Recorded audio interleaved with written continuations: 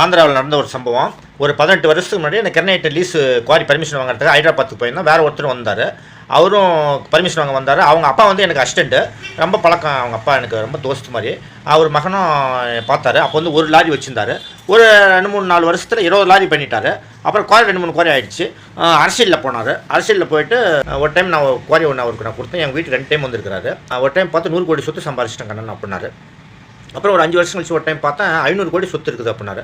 அப்புறம் ஒரு 5 வருஷம் கழிச்சு பார்க்குறேன் 1000 கோடி சொத்து இருக்குண்ணா. லாஸ்ட் டைம் எம்எல்ஏ எலெக்ஷன் நின்று தோத்துட்டாரு.